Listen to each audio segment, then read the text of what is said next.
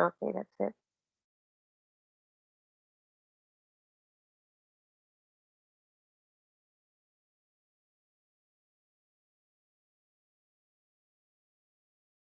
Hmm, どうした?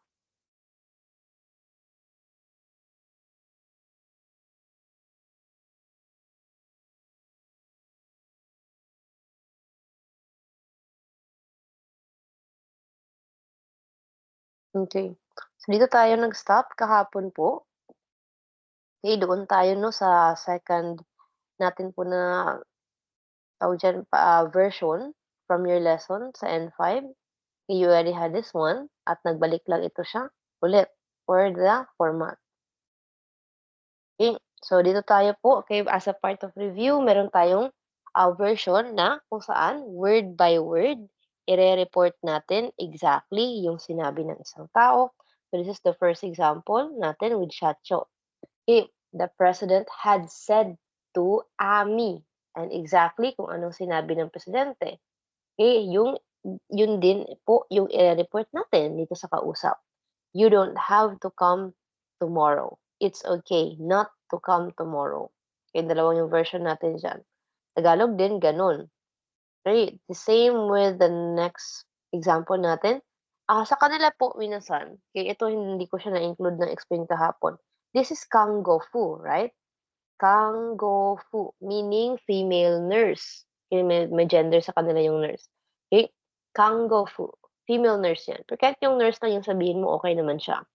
Yung the question is, nurse ito, isang propesyon, pero nilagyan ng san na parang pangalan ng tao. 'Di ba, 'pag pangalan tao, for example, Tanaka-san, Saito-san, Amamiya-san, ganyan. Pero this one, we have Kanggo-fu tapos san, Kanggo-fu-san. So, in the Japanese culture po, kung hindi natin alam yung pangalan, okay, either first name or last name, okay, kahit sa dalawang 'yan 'no, okay, pangalan man talaga, yung first name, given name, o last name, hindi natin alam pati yung apelyido ng tao, okay? Yung ginagamit nila to still keep it polite would be the profession of the person. So, you can imagine na yung ating person dito, Kango Fusan wa "Shinpai shinai de, kore wa futsu desu" to itte-imashita. Yung nagsabi ng mga katagang "Shinpai shinai de, kore wa futsu desu." Yung mga nagsabi ng katagang ito ay isang nurse. Just imagine it na itong taong nag-report o itong taong nag-report exactly kung anong sinabi ng nurse ay nagkataon na hindi kilala yung nurse. Siguro walang name tag yung nurse 'no, nung time na yun kaya hindi niya alam yung apelyido ng nurse. Apelyido kasi yung madalas na nakalagay lang sa name tag. So let's say, okay, the person wasn't able to look at the name tag. Hindi nila nakita yung name tag or hindi sila nagkataon po na makapagbasa ng kung ano mang pangalan ng sabing nurse sa name tag. Hindi siguro niya napansin yun. Basta ang naaalala niya lang, okay, isang nurse ang nagsabi nito. So yung ating speaker, yung taong nagsabi ng "Kango Fusan wa", quotation, quotation, "Shinpai shinai de kore wa futsu desu to ittaimashita." Ang taong nagsabi ng buong sentence na 'yan, nagkataon na hindi niya alam, hindi niya na-pick up yung last name or first name ng nurse na 'to. Pero to keep it polite, para manatiling polite pa rin yung ating person, okay, imbes na Kanggo-fu lang yung gamitin niya, yung Kanggo-fu ay nilagyan niya ng san para ipakita pa rin yung politeness na meron po siya doon sa nasabing nurse at the same time dito po sa kausap niya, yung taong sinasabihan niya ng sentence na yan. Gano'n din sa ibang mga profession. So, sabihin natin yung partner ng nurse, doktor naman 'yan. So, yung sa doktor naman, we call them o isha-san. Yung o, part pa rin yun ng pagiging polite. Siyempre yung aktuwal na profession, yung isha, eh, yun yung dinugtungan natin ng san. So, yung o, pandagdag lang yun ng politeness. Nandun din ito sa inyong lesson sa N5. That's from lesson 3. Okay, yung nandun siya sa lesson 3 ninyo po for the discussion, pinaka-early, lesson 3. Okay? Tapos bumalik siya ng lesson 6. Bumalik siya ng lesson 6 na nandun pa rin sa inyong N5. So yung O ay dinadagdag ng Japanese before words na pure Nihongo. Okay? So dapat lesson 5, okay, around lesson 3 and lesson 6, okay, ay na-meet niyo na ito po since nandun sila unang ipinakilala. Then nakasunod yung isha, which is the profession, and then yung san. So, o isha san. So kung doktor yung nagsabi niyan, gano'n pa rin yung format. O isha san wa shinpai shinai de kore wa futsu desu to ittaimashita. Kung sakaling doktor man yung nagsabi ng mga quotation natin. Okay? Yung sentence na nasa loob ng quotation mark. Yun yung ibig nating sabihin dito. So, ginagawa nga nila po ito kung hindi nila alam yung apelyido or first name ng kausap nila po. But they know the profession of the person. Tulad nitong sa nurse at sa doctors. Gano'n din kahit sa ibang mga profession po. Kung sakali man na hindi natin alam yung first name. For example, police, KG, KG-san. So, KG yung KG, policeman, police officer, and then you have san, KG-san. Okay? So, yan. Right? So, again, yung kangofu ay yung profession, san ay dinagdag natin para polite pakinggan yung sentence na ginagamit ng speaker. Right? So, siyempre wala na yung Mr., Miss, Mrs. na ibig sabihin ng san diyan. Pampapolite lang talaga ito ng pag-term of address natin dun sa nasabing nurse, kumbaga. Kung doktor man, edi nagiging polite tayo dun sa doktor at sa kausap natin, and so on. Okay, so that's one. Okay, the nurse had said, nagsabi ang nurse. Okay, format ng pattern. So, dito tayo huminto kahapon. Okay, again, this time you got your plain form to ittaimashita. Yung sentence pa rin naman yan eh. Pero yung tinutukoy natin na plain form dito ay yung pinakahuling bahagi ng sentence. Pinakahuling word, kumbaga. So, if we have this one, okay, ang sabi ng ating nurse ay, "Shinpai shinai de, kore wa futsu desu." So, ito yung buong sentence. Right? So, kung sakaling gagawin natin 'tong plain form, yung des lang yung gagawin nating plain form, kumbaga. Eh, yung last word lang ng sentence na sinabi, yung magkakaroon ng plain form. Alright? Again po, kung ito pa rin yung gagamitin natin na sentence, no? Shinpai shinai de kore wa futsu da na lang itong des natin. So, ito ay parte ng inyong transition from polite to plain form noong lesson 20 ng N5. So, doon siya unang inintroduce na yung bawat version ninyo ng verbs, i-adjective, na-adjective, at maging ng noun sa parehong positive at negative na format, may tinatawag na plain form ang mga ito. So, meron tayong polite positive para sa verb, i-adjective, na-adjective, at noun. And meron din tayong okay, polite negative para sa parehong grupo. Verb, i-adjective, na-adjective, tapos noun. Kung may polite kung may polite positive at polite negative, meron ding plain na positive at plain na negative na dapat ay ma-apply po for sentences or patterns na katulad nito. Okay? So again, it's just your verb, yung adjectives, yung dalawa, i-adjective na adjective, at yung inyong noun. Sila yung tinutukoy natin po na magpe-plain form dito. Kung positive, edi positive na plain form. Kung negative, edi negative na plain form. Okay? Yung plain form po at yung mga equivalent nito, it's supposedly something na mayroong chart. dapat may chart ito siya kumbaga na nabigay noong lesson 20. Kasi sa lesson 20 po inintroduce o ipinakilala ang dalawang ito sa inyong lessons. So lesson 20 is where you start using plain form, minasan. Okay, dahil pagdating ng lesson 21 hanggang lesson 25, paulit-ulit na kinailangan sa pattern yung plain form na version kumbaga. So from polite, meron kayong plain form. Kung may polite positive, polite negative, meron ding plain na tinatawag for positive and negative. At noon pa itong lesson 20 na magpahanggang ngayon sa N4, syempre, ginagamit natin po. Till the end na yan. Hanggang po umabot tayo ng lesson 15 minasan. Siyempre, if you're going to level up your skill, gusto nyo mag-try ng entry and so on, for the others na balak mag-proceed, then you will still going to need those plain form po para sa formation. Kumbaga, ulit-ulit yung paggamit ng plain form, nadadagdagan lang yung pattern kung saan sila na-apply. Okay, so again, if you have your notes from your lesson 20 no N5 ninyo, you may check it there. Okay, I think nabigay naman yata ito ng teachers. Of course, since mahirap i-discuss yung lesson 21 to 25 without it. Now, going for your pattern, no, yung ating version din ng pattern kapag naka-Tagalog at kapag naka-English.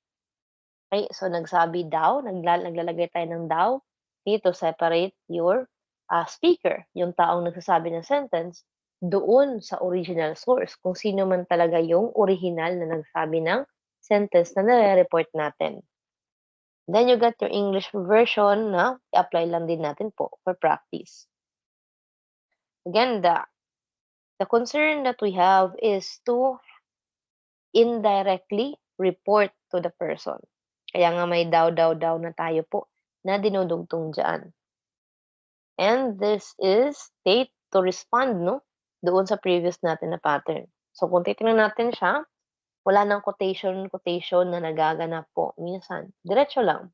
Okay? So, this is your person. Okay, hindi ko siya nalagyan ng san. Pero ami-san supposedly yan. Okay, ami-san wa or ami-san. Kaya na rin din.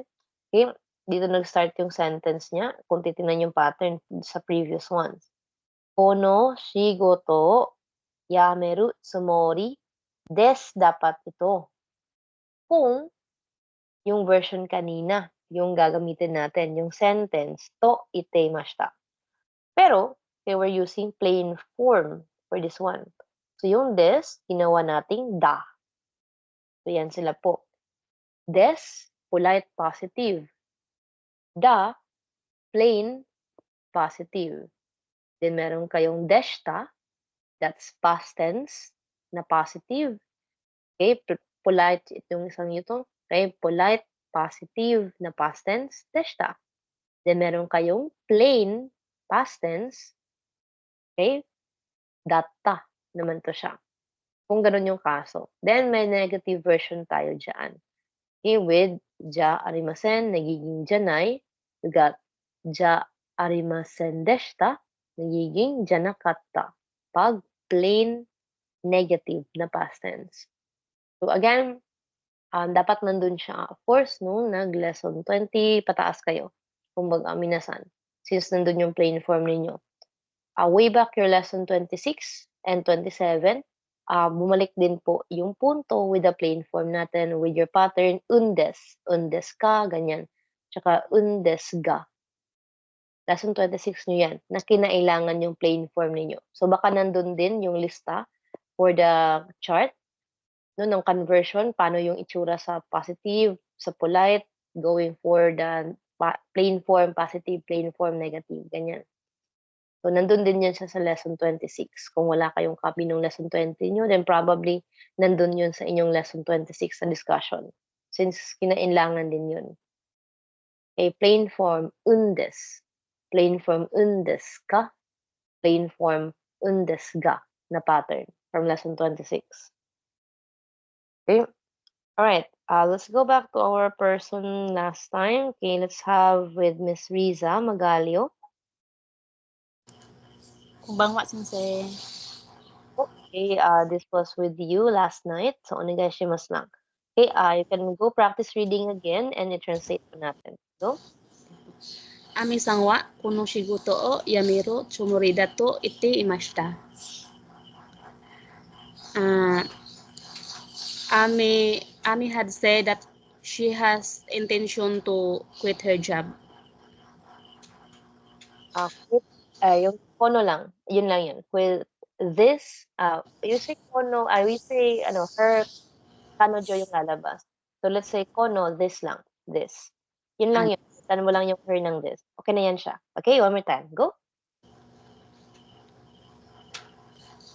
Sa kono shigoto o yameru tsumori da to itte imashita. Nation.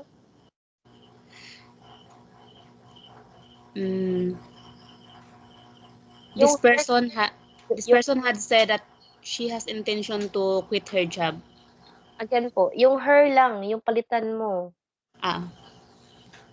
Sino ba yung person natin? Ami.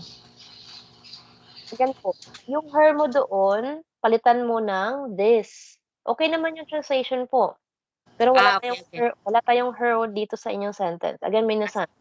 Okay? Pag sinabi kasing her, that's going to be kanojo, no, ang lalabas. Okay. Okay?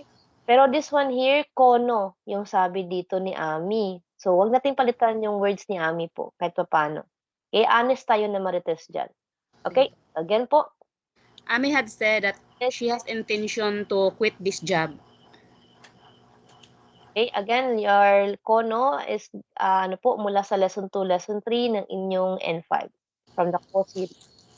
Okay, change po natin accordingly. Kanojo is also from your lesson 1. Ako na-include siya, no, sa inyong sa inyong pronoun. Okay? Going back with Miss Riza, yung fix na natin na version po. Go. This person had said that again. Sorry. I-mention ba yung pangalan, Sensei? Ano po ba yung exact sentence natin po? Okay, try to paste it. Ami had said that she was planning to quit this job.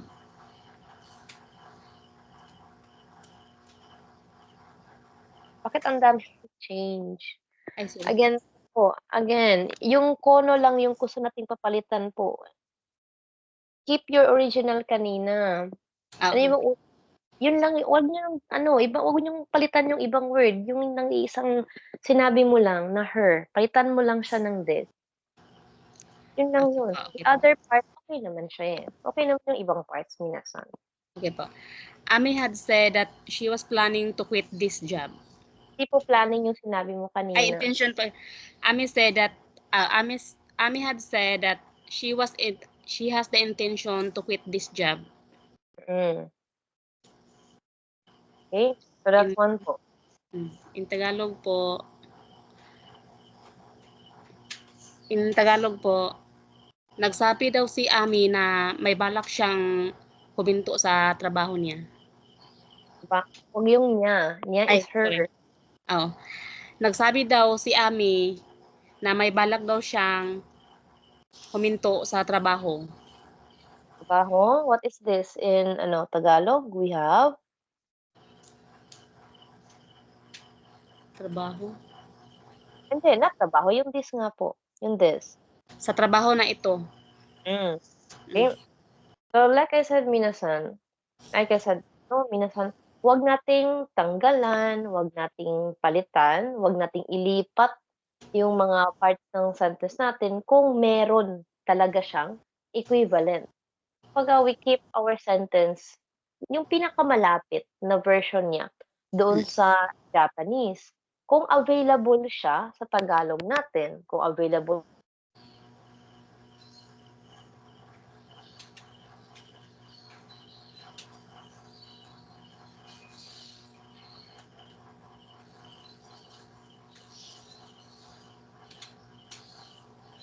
version natin sa translation.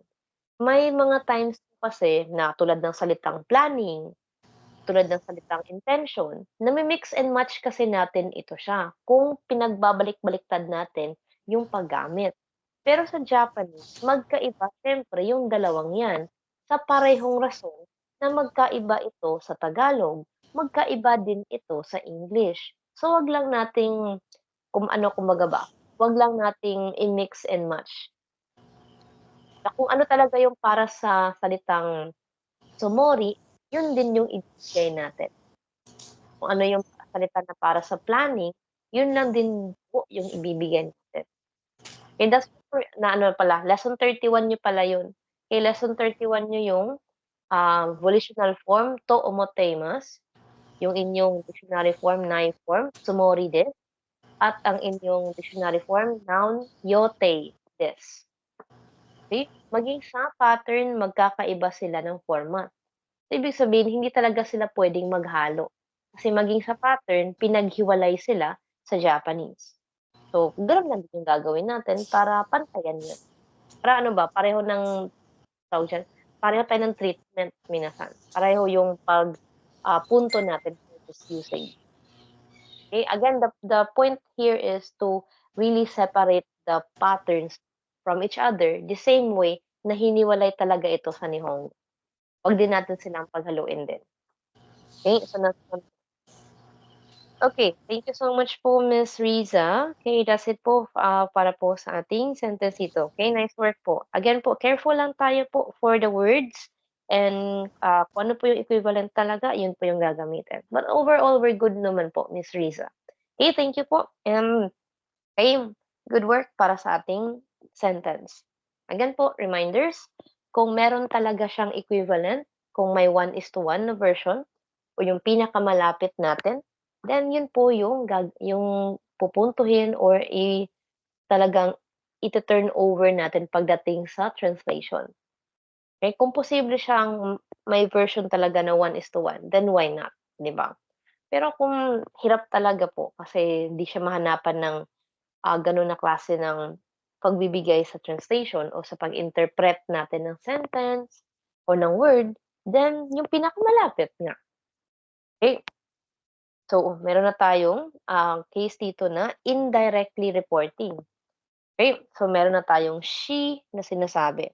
Kung sakaling katulad ito nung kanina na may quotation, quotation tapos yung plano is to report exactly, ang lalabas niyan, Ami said, quotation, "I intend to quit this job."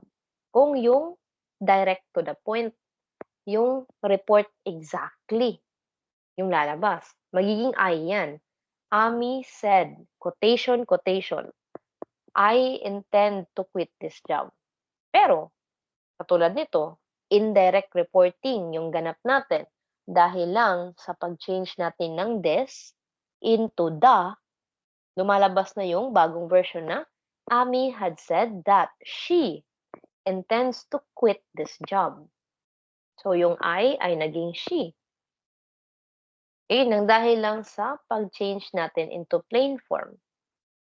Tagalog version naman, nagsabi si Ami, quotation, "Balak kong huminto sa trabahong 'to."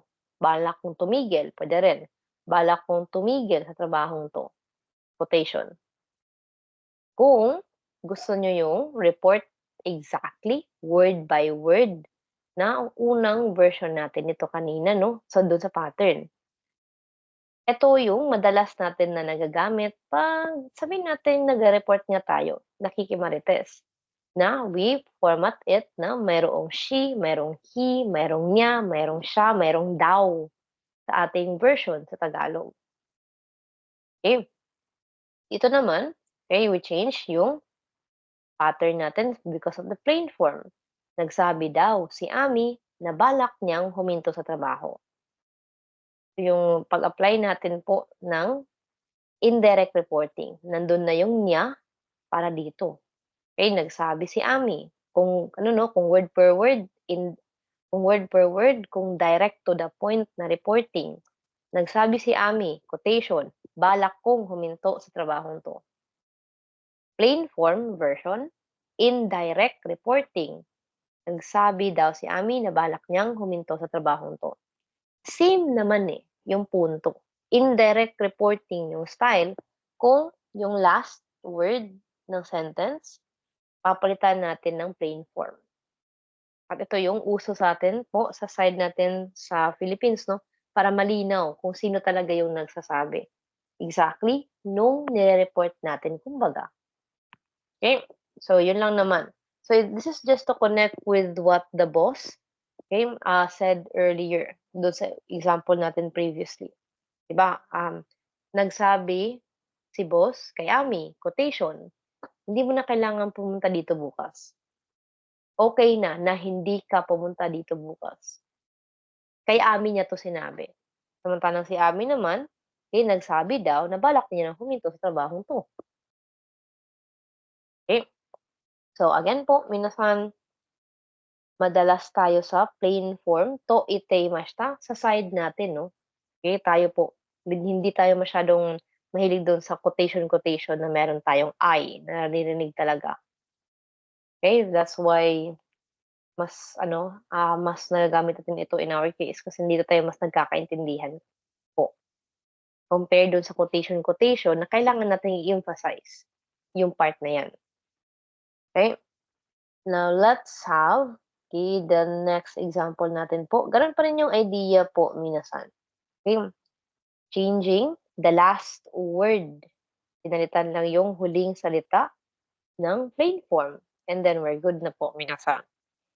Okay, let's have our next participant po. Let's see. Okay, yung mga hindi nag-respond gahapon po sa call, balikan natin 'no, to give them another chance. And then kung hindi pa rin mag-respond, then we're going to give to another person. Okay, let's go with Miss Chia Angel Lapating.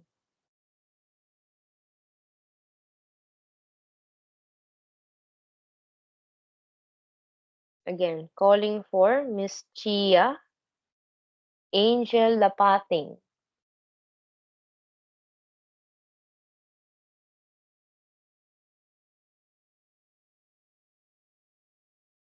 Hello? Third and last call para kay Miss Chia Angel Lapating.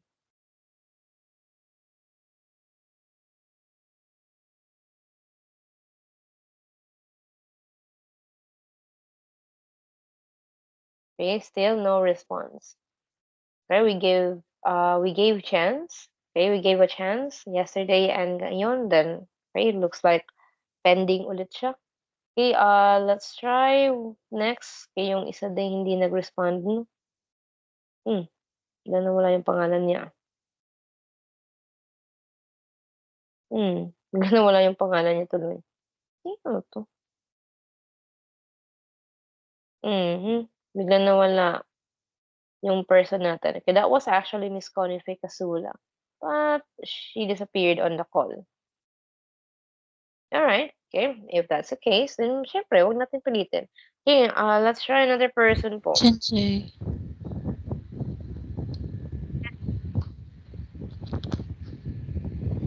Sensei, hello po. Okay, hello? Si Chia po to. Naglalag po kasi kanina. Hindi ko po ma-press. Okay, see? Okay, try the example. Nina san wa tomo-san ni ato de shiryo o motte koi to ite imashita. One time. Okay, good job po sa reading. Okay, isa pa. Go. Isa pang basa. Practice. Nina san wa tomo-san ni ato de shiryo o motte koi to ite imashita. One. Okay, good job po sa practice reading. Subukan natin yung translation. Go. Nina said to Tom that to bring the documents later.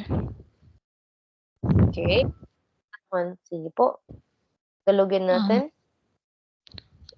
Nagsabi si Nina kay Tom na dalhin ang dokumento mamaya.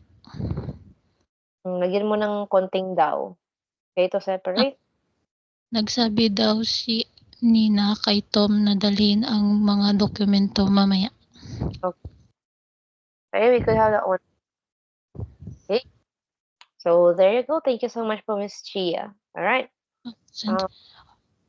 Balik kahapon po, Sensei, ano po ako, ano tawag, naka-recite po.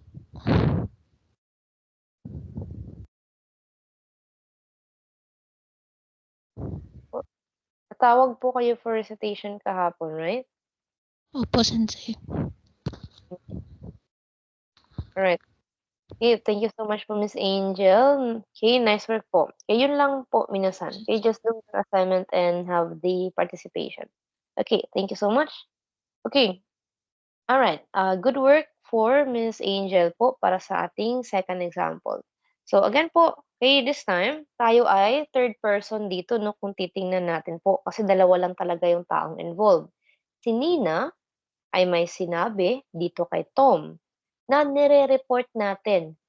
Okay, kung ano man yung sinabi ni Nina dito kay Tom sa taong kausap natin. So, 4 na tao talaga yung involved sa pagkakagamit ng sentence na ito.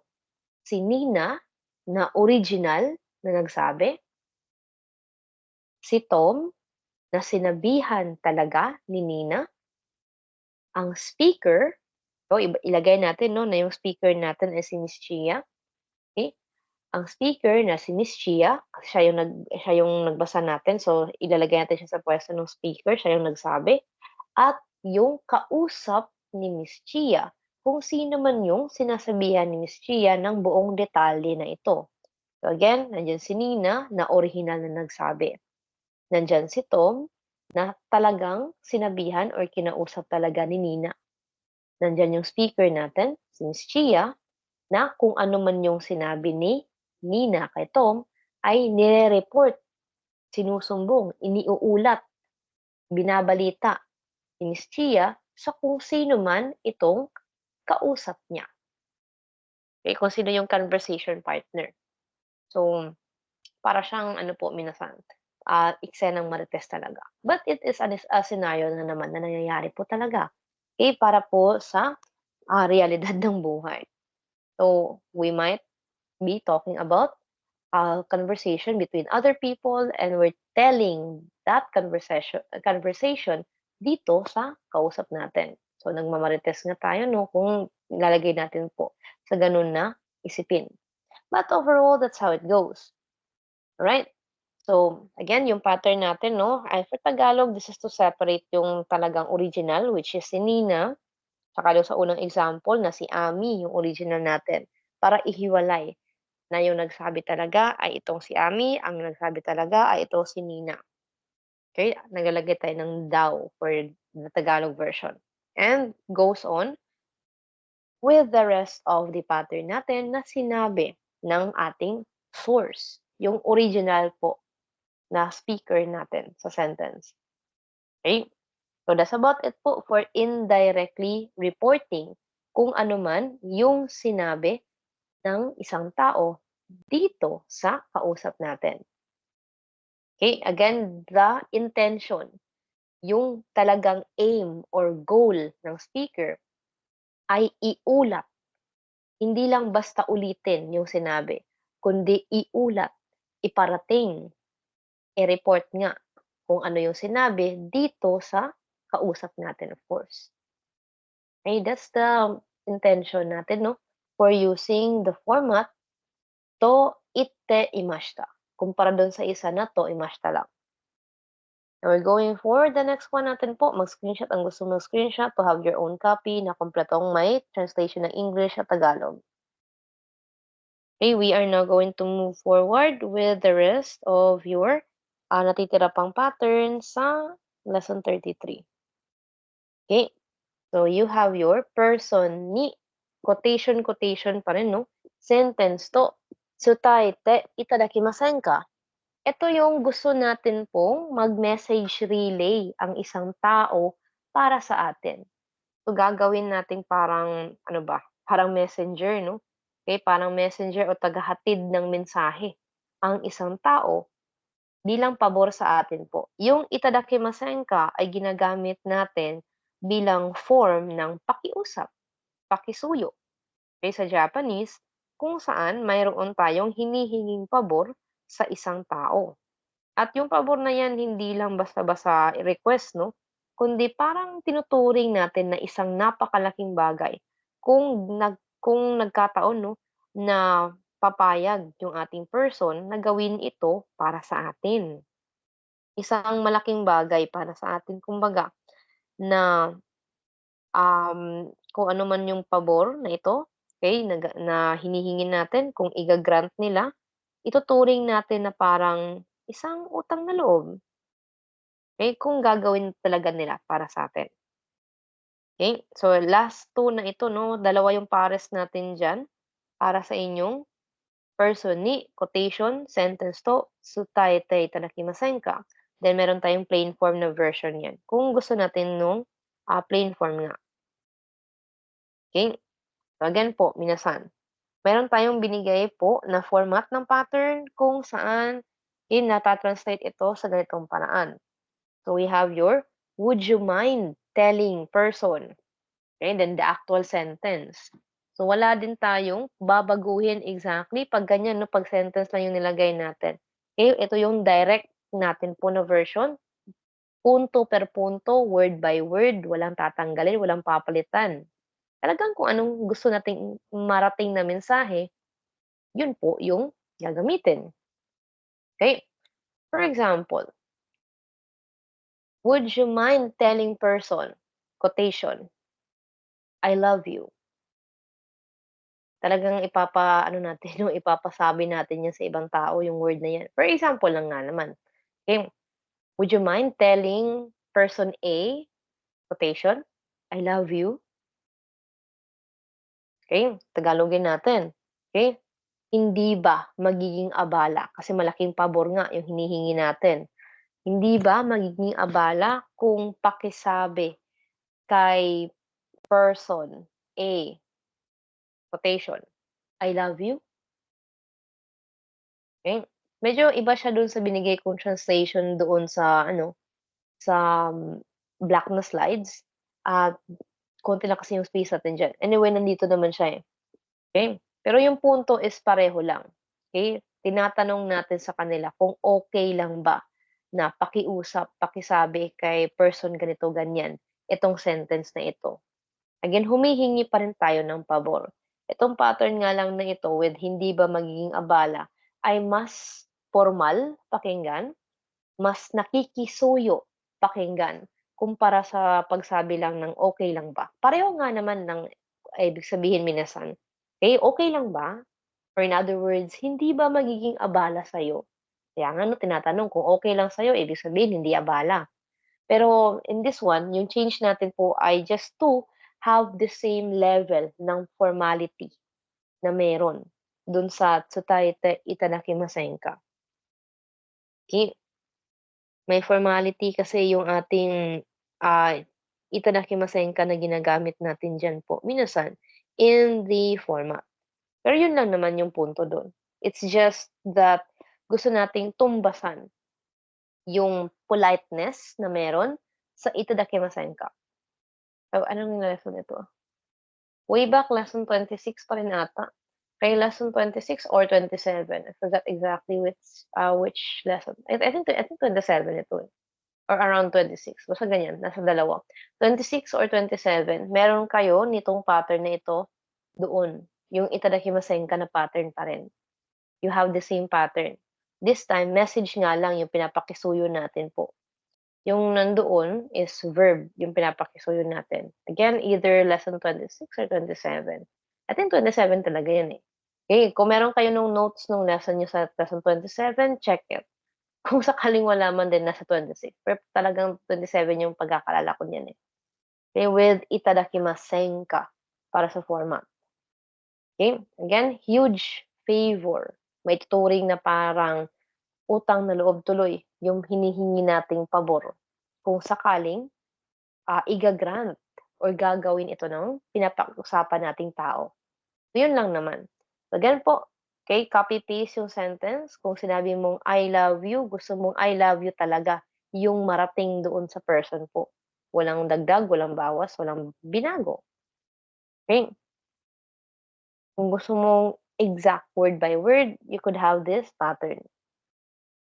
Okay? So, dito sa sentence natin po, walang problema kung magma-mass form sa gitna ng sentence kung yun exactly yung gusto ninyong sabihin. May plain form tayo, so may format din siya dun sa plain form natin, of course, na equivalent niya. But for this one, okay, walang changes na in-apply. Okay, let's try another person po for this one. Let's check. Okay, let's go with Miss. Okay, someone's volunteered. Okay, Miss Michelle. Bala ko rin talagang tawagin si Miss Michelle din talaga. Okay, Miss Michelle Agustin. Sige po, magandang gabi, ma'am. に南駅で私が待っています。書いていただけます。 Hello, nagka-cut po. Hello, hello. Saglit lang po, Miss Michelle. Nagpuputol-putol po, I'm sorry. Nagpuputol-putol po yung audio po. Sige po, Hello? try ko po. Onsan ni Inami eki de watakushi wa matte imasu. Kaite kutaite itadakimasen ka. Okay, that's it. Okay, translation natin. Would you mind telling Mr. Hong I am waiting for him at South Station? Okay, exactly. Okay, good job po sa translation. Okay, one more time. Sa beses pa, makinig sana ang lahat po. Go ahead po, Miss Michelle. Would you mind telling Mr. Hong I am waiting for him at South Station? Okay, that's right. Okay, there you go.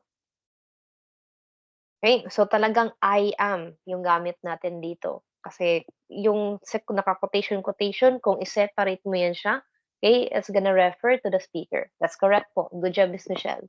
Okay, Tagalogin natin. Hindi ba magiging abala kung sabi kay Mr. Hong, hintayin ko siya sa South Station?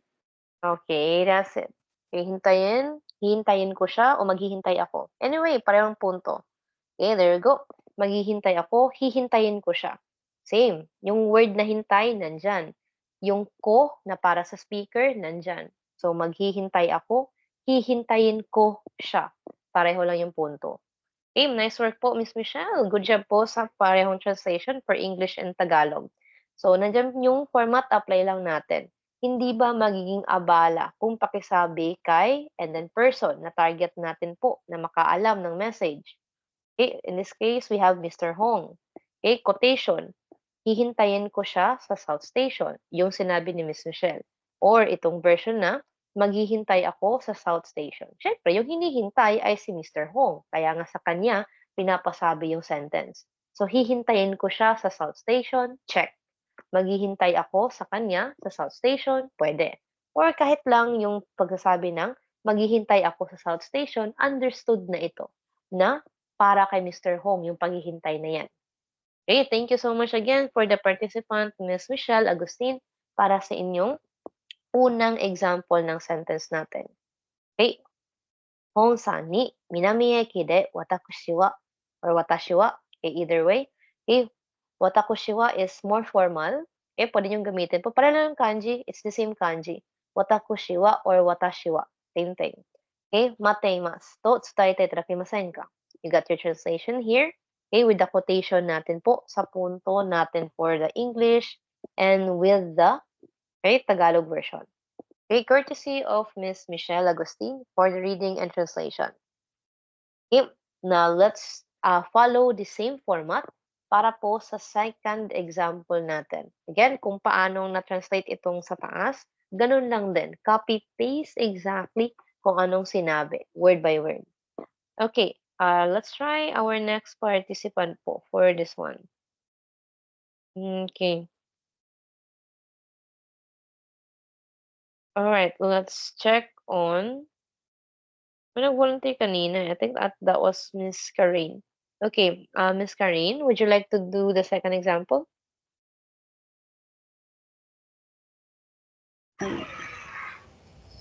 Hi, Sensei. Good Okay. evening po. Good evening then. Pakon, Pako ni hai sonomono o moratte kurimashita to sutaite itadakimasen ka?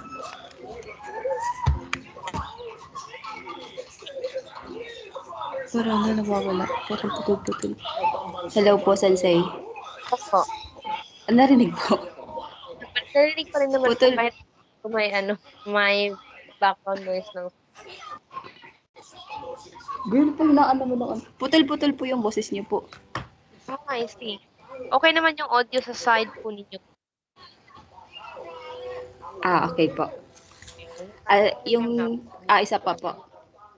Isa pa po. Pakon ni hai sonomono o moratte kurimashita to shutaite itadakimasen ka? Pag English po, would you mind telling Paco that yes, I received the thing that he gave me? Medyo humaba lang siya, no? Pero yung part na receive, okay na yun siya. Wag na natin include yung he gave me na part doon. Wala tayong translation. For he, wala tayong word for give para dun sa original. Okay? Tanggalin lang natin siya na part so okay na yung sentence once we remove that. Okay, one more time. Yung he po. Okay, wala yung part ng he gave me kasi sa original na sentence, right? You would not find it there. Ang sabi lang, watashi wa ano mo no, okay, moratte kurimashita. Yun lang yung sabi dun. Okay, wala yung part na nagsabi ng he gave me. Wala na yun. Okay, moratte kurimashita. Ano to siya, part na to siya ng pagsasabi mo ng receive. Sa Japanese, mahilig sila magdagdag ng te form something, te form kurimasu, te form kudasaimasu, ganun, to emphasize na they are being polite doon sa taong pinanggalingan ng item. Pero sa English kapag maging sa Tagalog natin, hindi na ito natin sinasama, totoo lang. Pero sa kanila, they'd always like to include something para po maging polite doon sa taong pinanggalingan ng bagay na tinanggap nila. Okay? O sige po, one more time, Mr. Rain. Go. Would you mind telling Paco that yes, I received the thing? Okay. Sa Item. Wag naman yung thing. Parang may something tuloy. Okay, then item. The item. Ayan. Okay po. Right. Would you mind telling Paco that I received the item? Okay, that yes, I received the item. Right, so there we go. Sa Tagalog. Lang yan siya. Alright, Tagalogin natin. Sa Tagalog po, hindi ba magiging abala kung pakisabi kay Paco na oo, natanggap ko na ang bagay? Ano yung ano natin sa Tagalog? Ano yung item? Wait lang po. Ayan yung item. Pondo ka na lang. Okay, yung natanggap ko na ang item. Okay, Itong item. Hindi ito. Yung item. Ayan, that's it. Okay, one more time. Hindi ba magiging abala kung pakisabi kay Paco na natanggap ko na yung item? Item na? Ito. Item na yun. Okay, one more time. Okay, go. Hindi ba magiging abala kung pakisabi kay Paco na oo, natanggap ko na ang item na iyon? Okay, that's it po. Okay, there you go. Yung paku natin dito no is nakakataka na siya. So, it's a foreign word sa Japanese. So, we translate it as Mr. Park. Parang ganun. Pero okay lang yung paku. Yung paku naman talaga yung sabi nila eh. Pero yun lang po. Ano po, minasan? Okay. So, hindi ba maging ambala sa'yo kapag sabi kay Paku, meaning Mr. Park, okay, oo, natanggap ko ng item na yun. Okay, so again po, okay, thank you so much, okay, for the participation, the translation and reading, okay, courtesy of Miss Karen. Okay, good job po. Nice work sa inyong sentence. Okay, we had a lot of changes but para lang malapit tayo no dun sa binigay natin po. Nakalimutan kong lagyan ng quotation mark tong sang to. Anyway, so for this one, minasan, okay, meron tayo nung pattern na verb te and then kuremas. This is from lesson 24 ng N5. So, mula doon sa pattern ng lesson 7 ng N5, if you have your copy or kung naalala pa man, okay, ito yung meron tayong partnership with agemas, moraimas na pattern. So, meron tayong dinagdag na bagong version natin pagdating ng lesson 24. Ito yung kuremas naman. Kung ang binigyan ay ang speaker or kahit na sinong kamag-anak ng speaker. Tatay niya, nanay niya, anak niya, kapatid, ganun, asawa, ganyan. Kuremas pa rin yan siya. So again, ito ay kapatid ng inyong lesson 24 ng N5 sa pattern. Verb te agemas, verb te moraimas, at ito siya, verb te kuremas. N5 ito siya na pattern na mayroong similarity doon sa pattern na nasa inyong lesson 7, N5 pa rin. Specific po yung ating kuremas nga lang na klase ng give. May tatlong give, may tatlong give sa Japanese kung iisipin. Apat talaga actually. Kaya may apat na give sa Japanese. Meron tayong agemas na give. Ito yung ordinary na give. Meron tayong, kuremas. Ito naman yung give na specific na ang binigyan, ay ang speaker. So, give me kung na speaker yan. Or give my family member. Nun. Kung hindi man yung speaker, then kamag-anak or pamilya ng speaker. So, that's kuremas. And then, meron tayong sashiagemas na version. Nasa inyong lesson 49 and lesson 50 ito. Kaya mag-discuss tayo doon. And then, meron kayong kudasaimasu naman po, na isa pang give natin.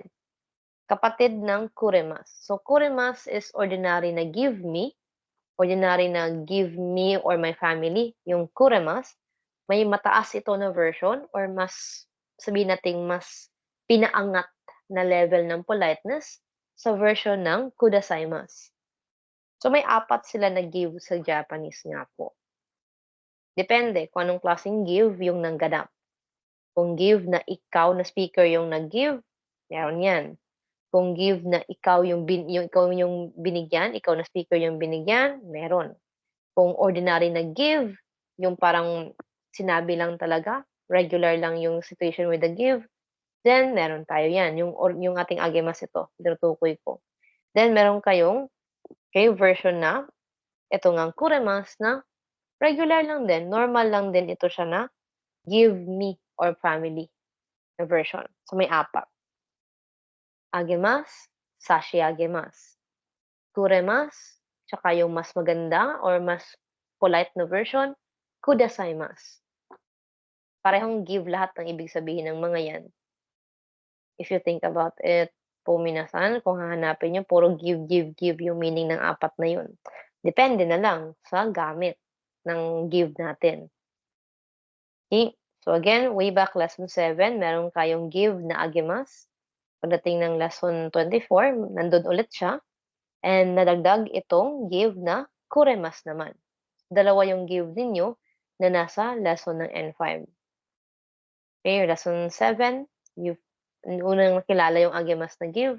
Pagdating ng lesson 24, nandyan yung kuremas na give. Na yun nga ang ibig sabihin, give na para sa speaker or give na kahit na sinong miyembro ng speaker yung binigyan. Then pagdating niyo dito sa N4, meron kayong kudasaimasu at sashiagemas na makikilala, na mas mataas na level ng politeness, mas magandang pakinggan, mas formal pakinggan, kumpara doon sa unang dalawa na nakilala ninyo sa N5 na level. Pero pare-parehong give lang po yung mga yun.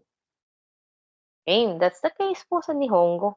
Okay, they put emphasis sa politeness nila by adding some words na maituturing nilang mas mataas yung level ng politeness para doon sa kanilang sentence. So for this one, yung ginamit ng speaker ay yung kuremasu lang. Ginawa niyang past tense kasi nga natanggap niya na yung item, no? Okay, kuremashita. Alright. So, this is courtesy, of course, to Miss Karain. Kanina po para sa reading and translation. Right. So, yun lang naman. So, for this one, you got your te form, kuremasu no, sa pattern, muratte kuremasu para sa format. Okay, yung talagang nagdadala ng action ay yung actual na te form actually. Courtesy o expression na lang ng pagiging polite at ng pagiging grateful kasi natanggap na yung item. Yung tinatanaw na parang utang na loob ba, nagpapasalamat at the same time, itong speaker kay Mr. Park. Kahit na hindi naman si Mr. Park yung talagang kausap niya, pinaparating pa lang niya yung mensahe kay Mr. Park sa pamamagitan nitong taong sinasabihan niya ng sentence. Okay, so yun po yung inyong pattern with person ni sentence quotation. Okay, to tsutaete itadakimasen ka. Yung eksaktong mensahe na gusto ninyong iparating ay gusto ninyong ibigay nitong kausap natin sa target na person, which is yung person na mayroong particle ni natin dito. Example number 1, we got Hong-san, that's Mr. Hong with particle ni, and we have Park-kun na si Mr. Park naman sa pangalawang example. Okay, so that's about it po for your format. Okay, mag-screenshot ang gusto mag-screenshot pa rin so that you may have your own translation or your own copy nito po. Okay, now we're going to have yung isa pang version nito, okay, na naka-plain form lang tayo. Okay, so person ni plain form to tsutaete itadakimasen ka. Same mechanics pa rin po minasan. So would you mind telling person that?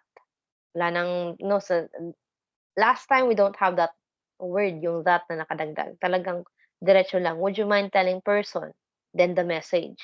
Ito, would you mind telling person that? Then your plain form natin na version. Okay? So, ganun pa rin yung format natin sa Tagalog.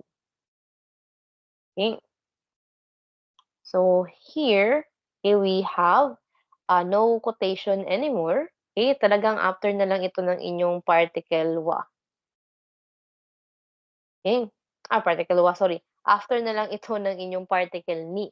Okay? Yung person ni natin. Bakit wa yun nasa isip ko? Okay? So, there you go with the first example po. Okay? Gagawin kayong mensahero ng ating speaker. Okay, we have a volunteer, okay, by the name of Miss Lyel. Okay, onegaishimasu. Try the first one. Narinig po ako, Sensei. Yes po. Good naman po yung audio natin. Kasi po kagabi, wala po akong audio. Okay. Yun sang ni, jae konwa, ekini mo, chakoy to, tsutaite itadakimasen. Again, can you read this one?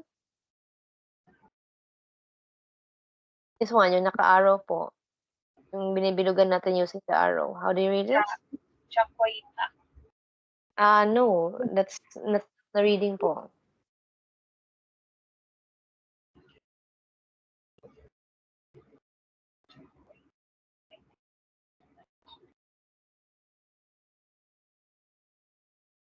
Try to read it. Try to read it as a verb. Mali po siya, Sensei. Hindi po siya chakoy ta.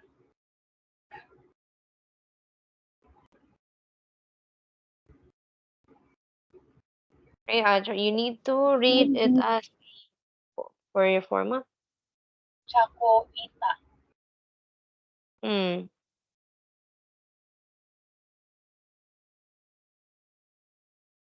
Mali po, Sensei. I'm not saying it's wrong part. Talagang part siya ng reading, sa totoo lang. Pero it's not the same word na gamit natin dito actually. It's not the same one. Chako is counter kasi for t-shirts, for blouse, yung parang damit ba. Pero bakit t-shirts, blouse kasi? Chako is para sa dress, sa mga coat, yung one piece na mga damit. Diba pala yung sa t-shirt tsaka blouse, iba yung inisip ko. Okay, so it's not the same format po. Pero yung kanji, okay, sakto naman yung kanji natin, no? Pareho silang gumagamit ng same kanji talaga. Okay, try to look up your kanji lookup po. Hello? Yes po, Sensei. Okay, try to look at your kanji lookup po. I'm going to guide you sa kanji lookup na site. Okay, sa kanji lookup ka na ba? Yes po. Okay, drawing mo na ba yung kanji?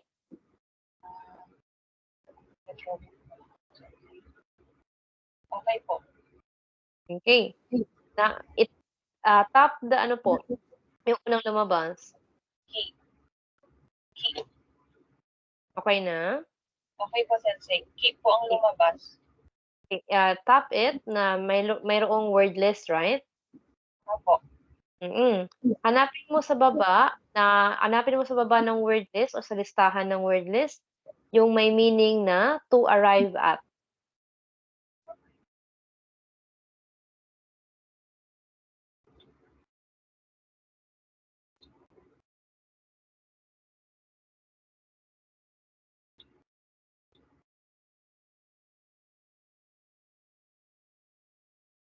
Nahanap ba? Magkatabi lang siya nung sinabi mo na Chaco, nasa ibabaw ng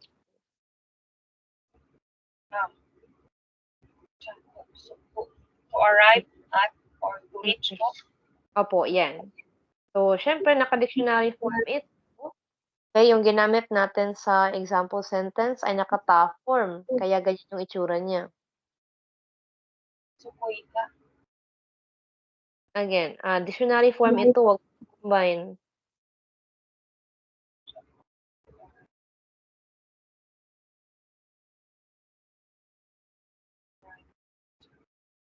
Again, yung nakikita niyo po always sa kanji lookup ay dictionary form. So, ibig sabihin niyan, kailangan niyong gamitin yung conjugation ninyo sa pattern para makuha yung ginamit natin na form. Kung nag-te form, gamitin yung te form. Kung nag-nai form, gumamit ng nai form. Kung nag-mas form, kailangan nyo ibalik sa mas form yung inyong verb.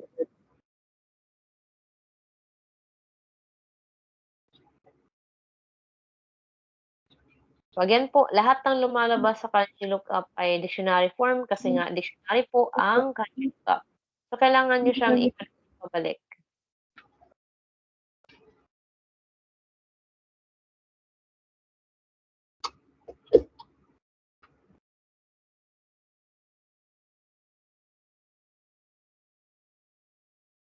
Sige po, go.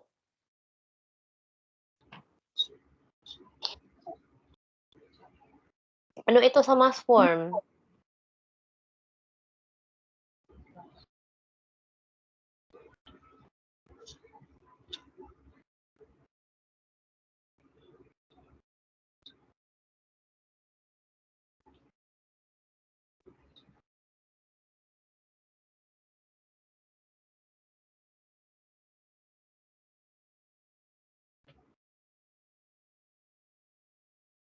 Suita po ba?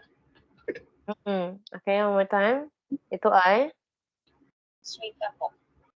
Kailangan mo siya ibalik doon. So, tsuku, nagiging tsuki. Mas, ito sa mas form. Kasi nga, babalik natin sa mas form. So, mula sa ki, gagawin natin kita. Okay po. Okay? Tingnan na lang po. Yun sang ni jaikon wa ekini mo suita to tsutaite itadakimasen ka. Okay, translation. Would you mind telling Mr. Yun that Jai has arrived at the station? Okay, almost there. Almost there. Ito na lang na word yung nawawala. What is mo in translation? Ito lang yung nawawala. Ano ibig sabihin ng mo po? Ito na mo, M-O-U, the spelling. Ano ibig sabihin natin dyan?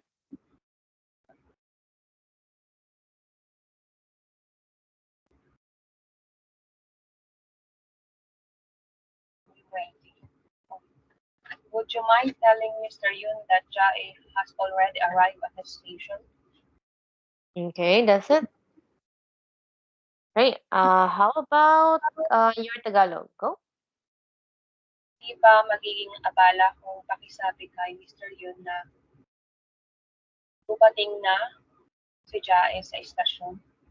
Okay, that's it. Okay, thank you so much. There we go. OA masyado yung station pa rin, English pa rin. Okay, so hayaan niyo na. Okay, istasyon. There you go. Okay, good job po, Miss Lyel. Right, nice work.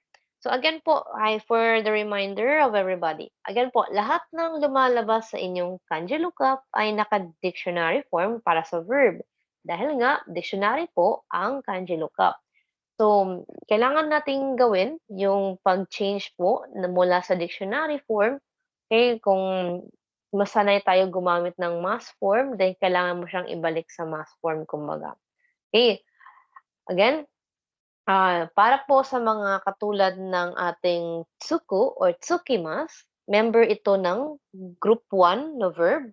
So, yung part na hindi kasama sa version ng hiragana natin ay yung tsu, kasi yung ku ay napapalitan. Tsuku, dictionary form. So, ito yung nagiging tsuki, mas sa mas form po. Yung tsu, yun na yung part ng reading ng kanji. Kasi yung ku ay nagiging ki pagdating sa verb stem or sa mas form natin po. Tsukimas kasi ito siya doon. Right? Group 1. So, kailangan nyong i-convert pabalik ang inyong formation. Okay, kung hindi pa kayo sanay na gawin yan, then pwede nyong gamitin yung takuboto ninyo, punta kayo dun sa forms, at hanapin nyo doon, kung hindi pa kayo sanay. Pero again po, minasan, okay, kung nagagawa po ito siya directly, mas mabilis of course, kasi nga you don't need to search. Okay? Pero kung hindi pa nasasanay, then pwede nyo pa rin, i-cheat. Okay, pwede pa rin i-cheat po yung sa takuboto. Kung nahanap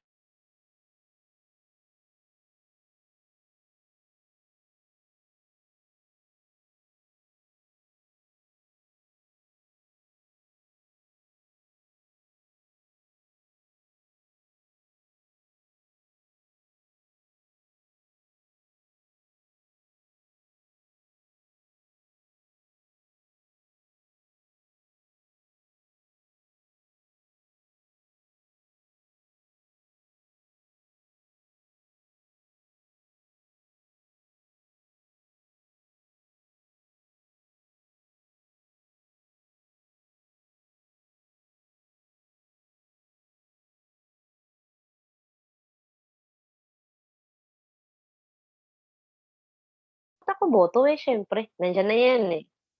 Okay, so yun lang naman. Alright, now again, ito yung pattern natin 'no, yung target person ay si Hyun, Hyun-san ni. Tapos yung mensahe natin, Jai-kun wa eki ni mo tsueta. So yung tsueta ay tsukimashita sa polite. Tsukimashita, polite, na-arrive. Meron tayong tsuita na plain form nito. That's your verb ta form. Then, continue with the pattern. To tsutaete itadakimasen ka. Para po sa paghingi natin ng pabor po sa kausap natin na iparating kay Hyun itong mensahe natin na ito. At ang mensaheng yun ay nakarating na nga daw. Okay? Sa nasabing station, itong si Jai. Okay? So again po, thank you so much po para po sa ating participant, Ms. Lyel. Going for your second example natin. Ito, meron tayong courtesy for this one na nakunang part. Okay. Alright, next person natin po for practice. Okay, let's try to call on. Okay, let's try to hear from Sir Nicolas daw.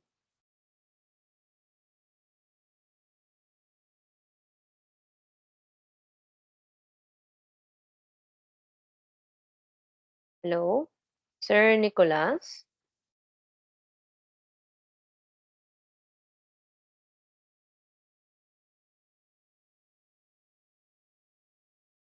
Okay, third and last call for Sir Nicolas Manay.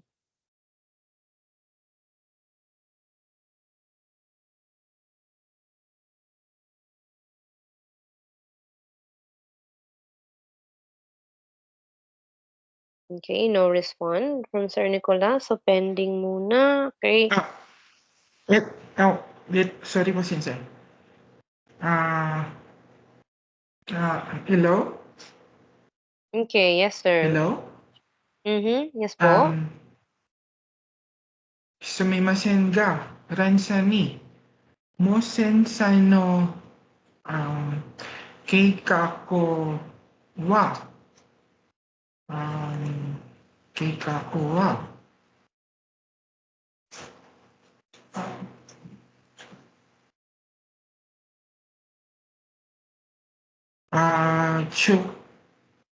chukae des no, chukae no Hindi po, uini. hindi po kae ang basa doon. Onegaishimasu. Try to read it carefully. Sorry, sir. Chukoe. Hmm. Chokoin no uini. Aro ni chokoin no uini. Aro tutsu taite. Again, try to read this. Basahin po lahat. Part ng pattern, kailangan included siya po. Sige. Chokoe no uini. Aro to shutaete tadakimasen ka? Try to read carefully po. Okay? Nakahiragana po yung version po sa sorry. Chutaete itadakimasen ka? Okay, one more time. Okay? Sumimasen ga, ransan ni, mo sensan no,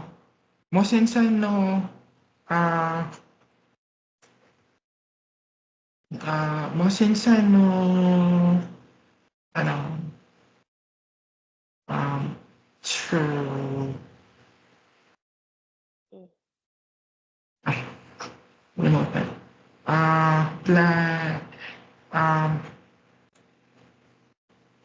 Mosensan no keikaku, sorry. Sumimasen ga, ransan ni, mosensan no keikaku wa, chokoe no ui ni, aro totsu taete itadakimasen ka? Okay po. Meaning,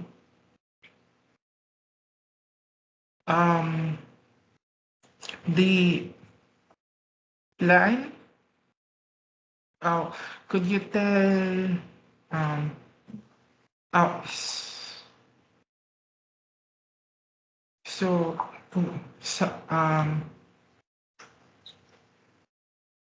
would you mind telling mo sensan na that Again, try to read your sentence one more. Sorry, baliktad ba sindi? Would you mind telling Ransan that Mosin San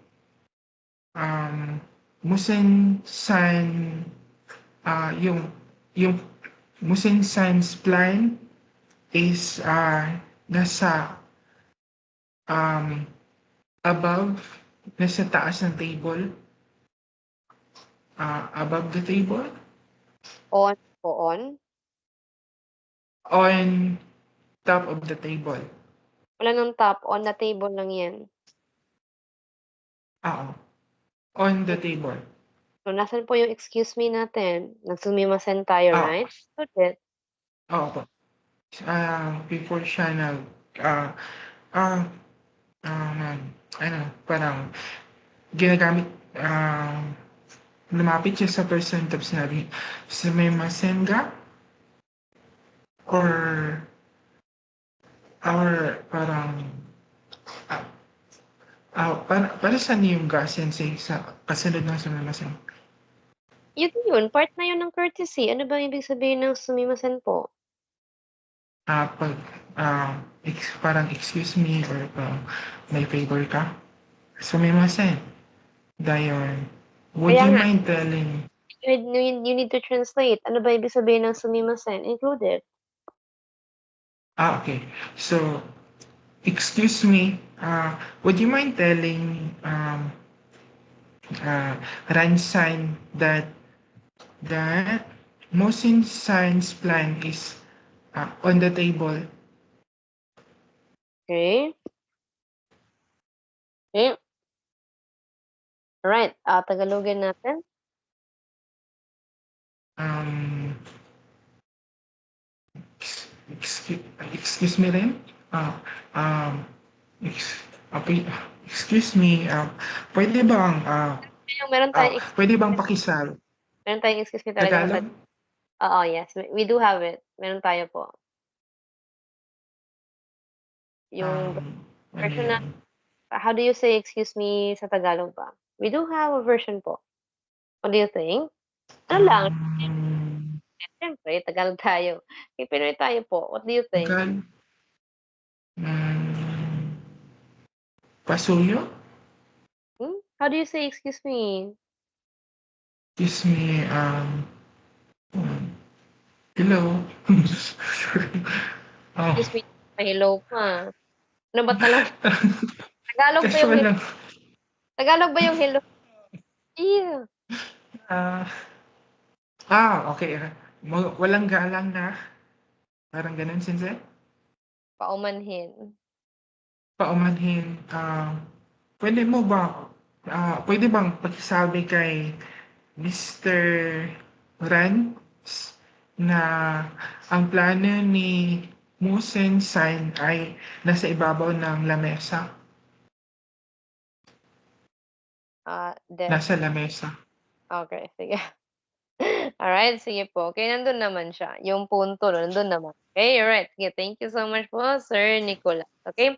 Alright. So, Yeah. for that po, next time po, minasan, you can write down your sentence ahead of time if you want your own copy, no? Sarili yung version ng translation. Okay, you can leave some space or isulat na lang siya na naka-pencil para doon sa inyong correction kung merong correction. Pero kung wala, wow, bravo. Kung wala, di ba?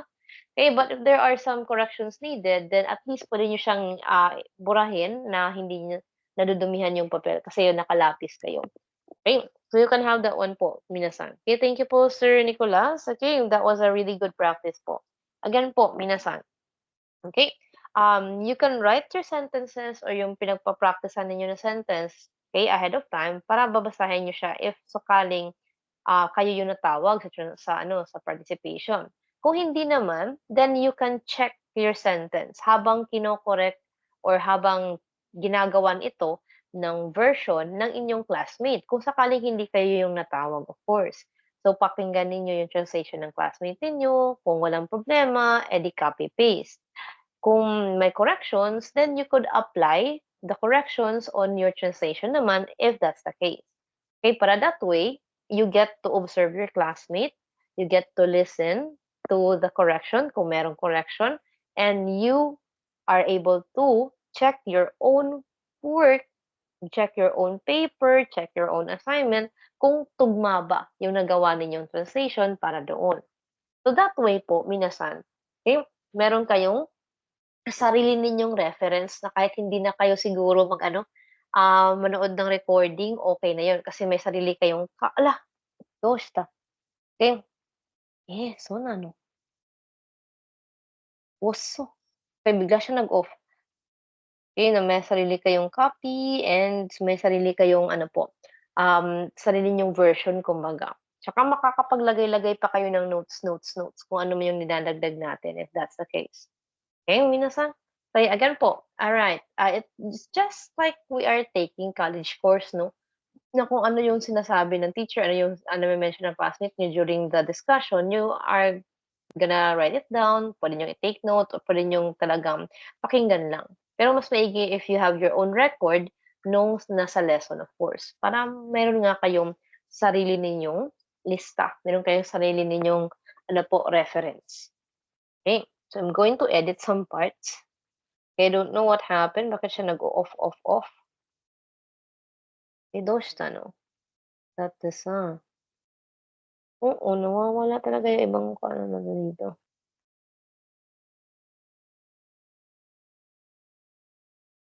Okay, melting ganyan. Bigla lang siya nag-block kanina, bad trip din 'to, eh. Ito nawala yung ano ko. Bakit ko ba 'to nawala? Bakit ba 'to siya nawala? At siya. Kasi kanina bigla na lang nag-block, wala tayong ginagawa. Da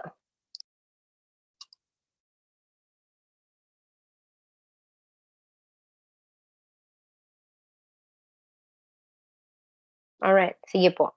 Okay, so continuation not continuation. Okay, we are done. Okay, we are done for your lesson 33. Graduate na kayo ng lesson 33. Last na itong, ating naging examples po. Okay? So, for this one, di ko kasama yung Tagalog, pero sige. Right. So, for this one po, minasan, kaya sila na yung pinakahuli natin na members ng inyong slides para sa lesson 33. So, we have so much time left. Meron pa tayong 21 minutes na natitira po sa inyong oras. So, we're not gonna delay this one. Okay, na-send naman po sa inyo kagabi yung inyong lesson 34. Tsaka as you can tell, no, medyo cute lang yung lesson sa lesson 34. Tatlo lang talaga sila na pattern na nandoon. I don't know bakit ganito yung libro na may may mga lessons na katulad ng lesson 33 ninyo na ang dami-daming concern. Ang dami-daming dami-daming what's the word? Okay, translations, patterns na involved. Meanwhile, you have lessons like lesson 34 na mailiit lang sila. Anyway, with no further ado, let's continue po. Okay, you have your verb ta form. Okay, ito ay una ninyong nakilala doon sa inyong lesson 19 ng N5. So, kapatid ito ng inyong verb te form. So, for the group 1 verbs, okay, para po sa grupo natin, sa group 1, okay, iba yung paraan nila ng paggawa ng te form kumpara sa inyong group 2 at group 3 na mga verbs. Okay, yung dalawang yun, yung group 2 tsaka yung group 3 natin, verb stem lang yung kailangan kasi, plus dugtungan nyo ng te. So, verb stem, tapos te form. Yun na yun. Okay, samantalang sa inyong group 1, okay, kailangan nyo munang dumaan talaga sa formation ng te form, and then, okay, mula doon, gagawa kayo ng ta form. So, from te, you get ta. Ganun din sa group 2 and group 3. So, yung te na dinagdag last time, gawin nyo lang ta. So, verb stem plus ta tayo this time. So, tabe na verb stem, we got ta. Shirabe na verb stem, lagyan ng ta. So, tabe ta, shirabe ta. Kaya para sa mga special natin, tulad ng shinjimas, we got shinjita. Okay, shinjite, te form. Shinjita, ta form. Okay, verb stem lang talaga for group 2 and group 3. Meanwhile, okay, your group 1 follows pattern ng te form. Okay? So, again, nag-te form kayo lang lesson 14. Okay, pag-practicean pa rin ito sila. So, mula doon, makakabuo kayo ng ta form. Yung i-eagle, gawin nyo lang a-apple. So, gagawin yung te, gagawin yung ta. Ganun po. Okay? So, mula sa ta form, okay, may possibility din tayo po na gumamit nitong noun, no natin dyan. Okay, yung question mark ay yung ta form po. Okay, I don't know why it's possible for the translation sa baba. Nandyan yung ta. Pero dito hindi makita. Anyway, okay, again po, walang ibang formation na pwedeng gamitin, ta form lang. So, hindi pwede ang nai form, hindi pwede dictionary form. Talagang specific lang ang pattern sa verb ta form, kumbaga. Okay. Kung hindi naman verb po, then yung noun na formation naman, yung ating magagamit para dito. Okay. So, torini, and then you got your verb noun, you got your verb to. Okay, translation for the English natin or sa punto ng English. Yung verb number 2, okay, do it the same as your verb ta form. Or yung verb number 2 natin, do it exactly sa parehong paraan ng verb ta form at ng noun natin. That's why we have your translation sa baba, katulad. Okay, so yung punto ng ating pattern this time ay ipa-copy-paste yung verb number 2 sa parehong paraan ng verb ta form at ng noun. Okay? So again po, minasan, ang punto ng pattern ay ipagawa kung ano man ang verb number 2 natin the same way sa ating verb form. Kung ginawa ang verb form sa paraang ito, ganun din ang gagawin sa verb number 2. At kung ano yung sinabi ng noun, okay, for example, kung direction ang noun natin po, so ganun din po yung pagkakagawa sa verb number 2. Kung sinabi ng noun na gawin, not gawin, kung sinabi ng noun na ano po, na i-include ang item na ito, then okay, include mo rin yung item na yan para sa inyong noun, para sa inyong verb number 2. Something similar to that one. Okay, pag sinabi ng noun na, okay, sundan itong linyang ito, then gawin din po sa verb number 2. Right? So there you have it po for your pattern. Kung mag-copy-paste, okay, gaya-gaya po tumaya yung ating number 2 regarding sa case ng verb form at ng sinabing noun. So may basis siya. Okay, pinipirata, in other words. Okay, pinipirata ng verb number 2 kung ano yung meron sa verb form at dun sa noun na sinabi natin. Okay, so let's try, okay, your first format or your first sentence pala. Your first sentence para dito po. Okay, so nandyan yung inyong verb form together with to, rini. And then, gustong ipagawa itong verb number 2. Yung verb number 2 natin, naka-te-form siya. Okay, so walang specific na form yung inyong verb number 2 kung titingnan. Basta verb. Okay? At yung verb na yan ay gagawin sa parehong paraan ng verb form o ng verb ng noun nga natin. Okay? So again, yung verb number 2 here ay yung naka-verb form natin. Kudasai. Alright. So let's go and check with another gentleman. Okay, let's have with Sir Dehan. Onegaishimasu.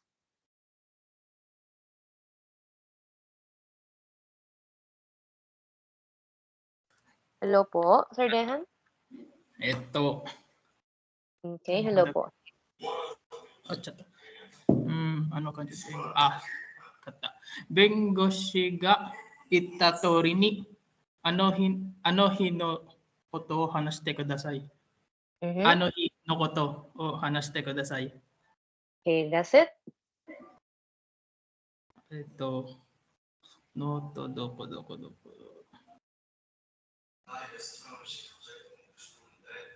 Ari. Ito doko. Bengoshi. Lawyer. Then itatori. Ito.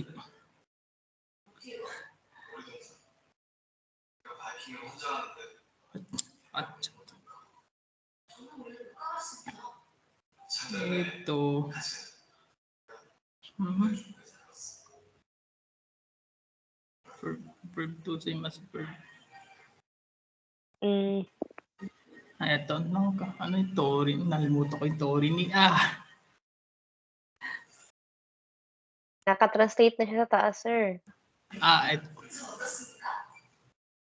Naka-translate. Same as V. Yung naka-question mark tayan, verb form, at slash na. May translation naman sa Tagalog sa baba. Verb 2.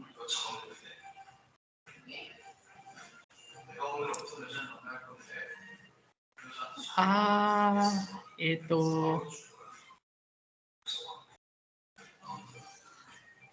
Ari? Same as. Bali po susundan po yung pattern sa taas po mo Medyo nagpuputol-putol po siya ako kanina. Okay, sige down. Go, sir. Ito, verb 2. The lawyer, The lawyer. Ano parang okay. Parang ito yata yun. Medyo di po ako sure doon sa story, pero intindi ko po is the lawyer said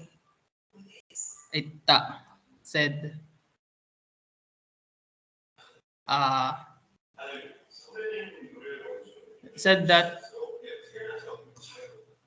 tell Anashite kudasai. Ari?